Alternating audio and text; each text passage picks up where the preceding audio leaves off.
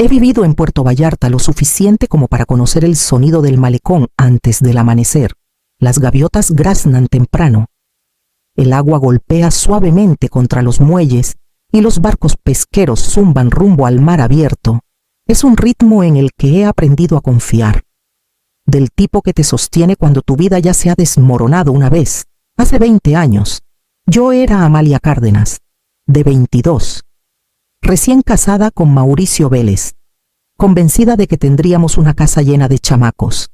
Hacíamos listas de nombres para bebés. Susurrábamos planes para un cuarto pintado en tonos suaves de verde y nos decíamos que pronto pasaría. Nunca pasó. Mes tras mes, año tras año, nada cambió.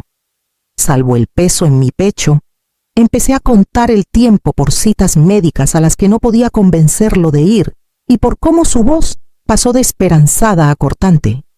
Cuando sugerí que ambos viéramos a un especialista, Mauricio se rió. No soy yo, Amalia. Mira a mi familia, 4 hermanos, 3 hermanas, todos con chamacos. La única variable aquí eres tú. Esa fue la primera vez que sentí algo romperse dentro de mí. Su certeza no venía de pruebas, venía del orgullo. Y el orgullo no se dobla. Empezó a decirlo sin rodeos. Tal vez yo no podía tener hijos. Tal vez nunca podría. Sus palabras se me pegaban como el aire húmedo en invierno. Filtrándose en cada rincón de nuestro matrimonio, seguí intentando. Llevé un registro de mis ciclos. Cambié mi dieta. Leí cada artículo que encontraba. Él dejó de fingir que le importaba. La distancia entre nosotros creció hasta que nuestro hogar parecía una sala de espera, donde nadie pronunciaba nuestro nombre. Una noche. Llegó tarde, con un leve olor a colonia que no era la mía. Ni siquiera se molestó en sentarse. No puedo seguir con esto, dijo. Con la mirada fija en algún punto por encima de mi hombro, la maleta junto a la puerta me dijo todo antes de que sus labios formaran las palabras. Se mudaba a México DF. Tenía una oferta de trabajo, un nuevo departamento, una vida sin el peso de mi supuesto fracaso. No me preguntó si quería que se quedara. La puerta se cerró tras él, y el silencio que siguió fue más pesado que cualquier discusión que hubiéramos tenido. Me quedé ahí hasta que me dolieron las piernas, hasta que el sol se hundió lo suficiente como para teñir las ventanas de dorado. Fue el día en que aprendí que algunas personas se van no porque les hayas hecho daño, sino porque no soportan ver su propio reflejo en ti. Y aún así, la vida en Puerto Vallarta tuvo su manera de coserme de nuevo. Los años después de que Mauricio se fue no fueron elegantes, pero fueron míos. Trabajé donde pude al principio llevando las cuentas de una ferretería, ayudando a una vecina mayor con su tiendita, hasta que encontré mi lugar organizando eventos comunitarios en el pueblo. Empecé con cosas pequeñas, una feria navideña, una subasta benéfica, el desfile de verano. Con el tiempo, me convertí en la que todos llamaban cuando algo tenía que hacerse y hacerse bien. Fue en uno de esos eventos que conocí a Ignacio. Era contratista y se ofreció como voluntario para restaurar el kiosco viejo en el parque. Sus manos siempre estaban ásperas por el aserrín. Su risa era tranquila, sin prisas. Nunca me preguntó por qué no tenía hijos, solo me invitó a tomar un café con Ignacio. La vida volvió a echar raíces. Nos casamos sin alboroto. En el mismo parque donde hablamos por primera vez sobre planos y tablas desgastadas. Un año después, nació Tadeo, terco y ruidoso, con los ojos de Ignacio y mi mandíbula. No pensé en Mauricio cuando sostuve a mi hijo por primera vez. No pensé en demostrarle nada a nadie. Ignacio y yo tuvimos casi 15 años buenos antes de que su corazón se rindiera una fría mañana de enero. Lo enterré en el cementerio de la Loma con vista a la bahía, donde las gaviotas sobrevuelan y la marea siempre está a la vista. Tadeo tenía 13 años entonces. Nos apoyamos el uno en el otro. Aprendimos a compartir el silencio sin dejar que nos tragara. Mauricio nunca llamó, ni una sola vez en 20 años. No sabía que me había vuelto a casar. No sabía que Tadeo existía. y no tenía ninguna razón para cambiar eso. Mi vida había crecido mucho más allá de la sombra que él dejó. Eso me decía a mí misma. Al menos. Hasta la tarde en que entré al Café Bahía y vi a un chico en el pasillo. Y justo detrás de él, al hombre al que una vez le prometí un para siempre. El Café Bahía estaba abarrotado esa tarde. El tipo de día en que el agua afuera atrapaba cada rayo de sol y lo devolvía por las ventanas. Me había apoderado de una mesita junto al cristal, donde podía ver los barcos pesqueros regresar y a los turistas pasear por el malecón. Había pedido un pozolillo y un té helado. Disfrutando del raro momento de calma entre eventos de trabajo, me levanté para ir al baño, zigzagueando por el estrecho pasillo entre las mesas. Cuando un chico de unos 13 años pasó rozándome, se detuvo de inmediato y dijo: «Perdón, señora», con esos modales que ya no se ven mucho. Sonreí, asegurándole que no pasaba nada, pero cuando levanté la vista hacia el hombre detrás de él, el aire pareció cambiar. Mauricio Vélez. El tiempo no se detuvo, se dobló. En un instante, estaba de nuevo en la puerta de aquel departamento, viéndolo irse con su maleta. Pero en lugar del dolor profundo que imaginé que sentiría si alguna vez lo volvía a ver, había algo más firme, una calma fría que me mantuvo en pie. Se veía casi igual que en mis recuerdos, alto, bien arreglado, con la misma raya cuidadosa en su cabello oscuro, pero sus ojos titubearon al encontrar los míos, como si midieran los años en mi rostro e intentaran reconciliarlos con la mujer que una vez dejó. «Amalia», dijo finalmente. Mi nombre sonó cortado, cortés, pero sin calidez.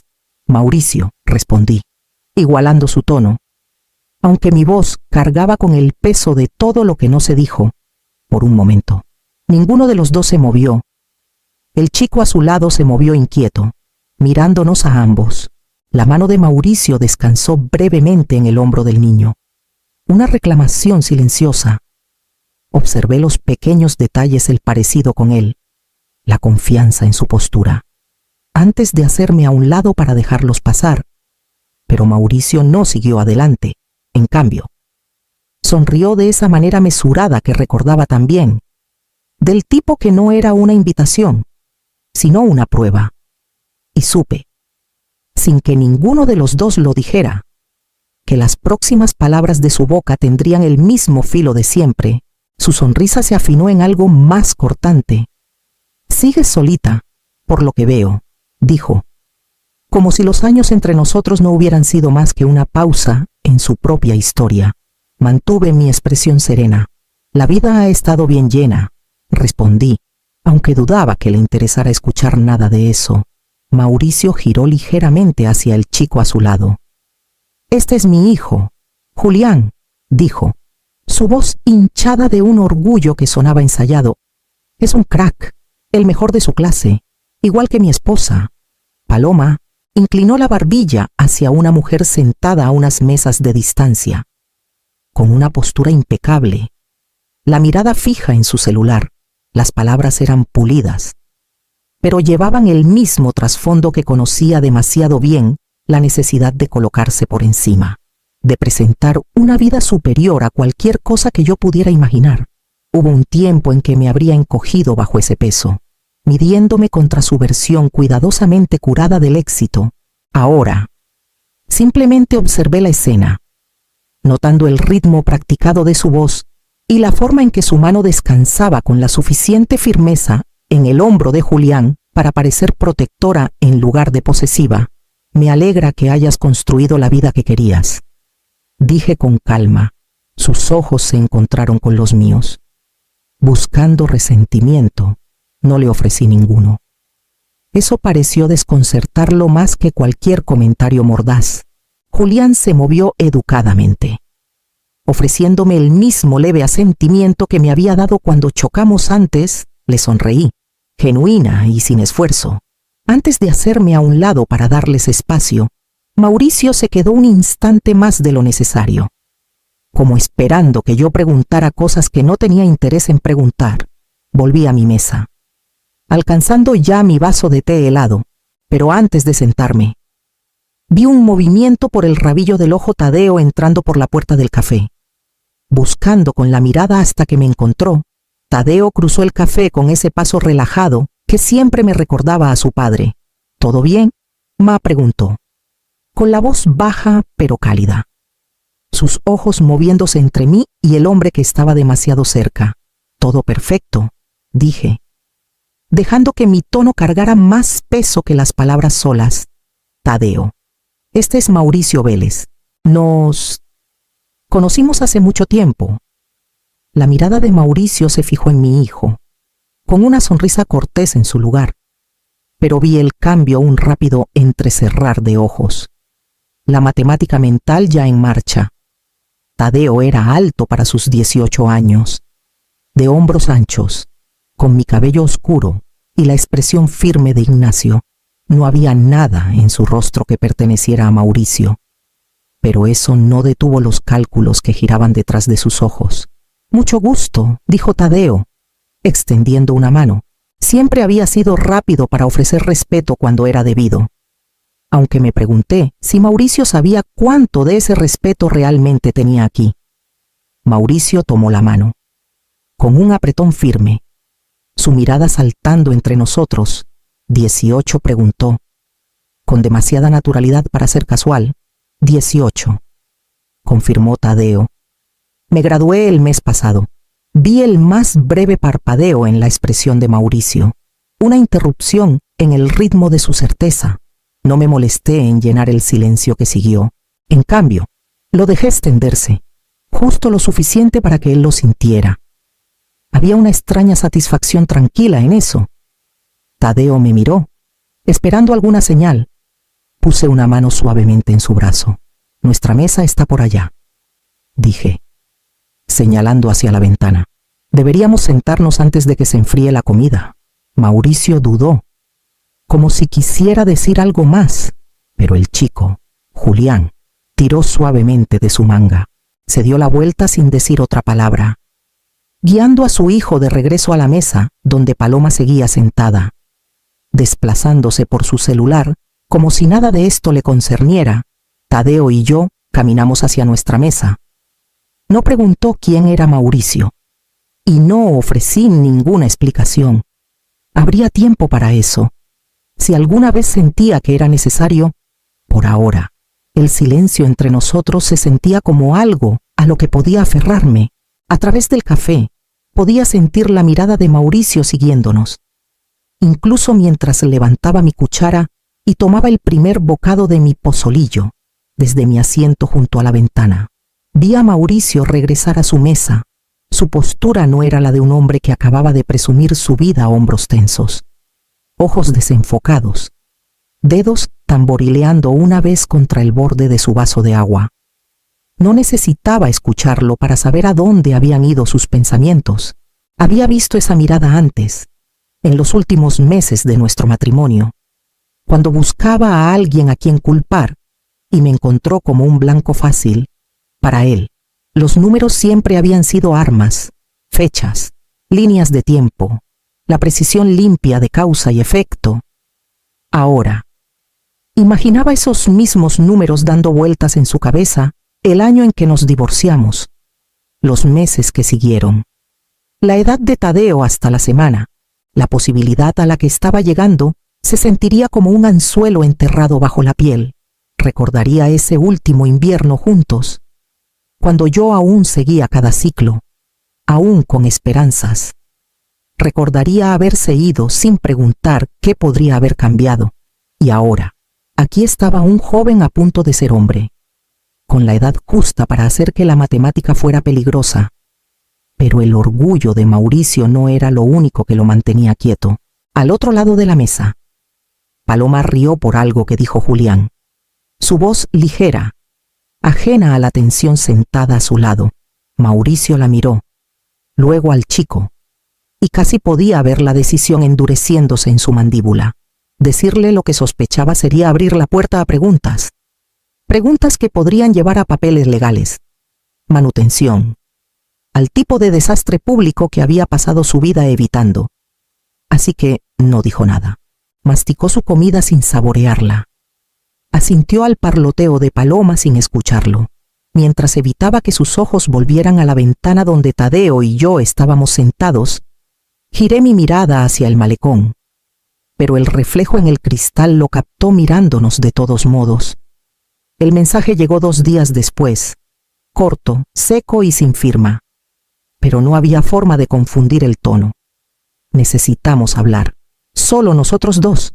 Lo miré más tiempo del que debí, las palabras presionando contra recuerdos que había tapiado hacía mucho. Mi primer instinto fue borrarlo. No le debía mi tiempo, mi presencia, ni una sola sílaba. Respondí de todos modos, no. 1 hora después, llegó otro mensaje. Es importante, importante. Esa fue la misma palabra que usó cuando me dijo que se iba. Como si la decisión de cortar nuestra vida por la mitad hubiera sido una urgencia por mi propio bien. Lo ignoré, pero los mensajes seguían llegando. Nunca largos. Siempre con el mismo ritmo controlado. Sabía que Paloma no estaba detrás de ellos. La cortesía cuidadosa era puro Mauricio. Del tipo que reservaba para situaciones que no podía atravesar como bulldozer. Al 4.º día. Me di cuenta de que no lo evitaba por miedo.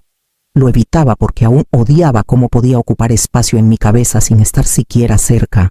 Eso, más que nada, me hizo responder, está bien, 1 hora, lugar público. No accedí a darle respuestas. No lo encontraría para calmar su conciencia o llenar los huecos en sus cálculos.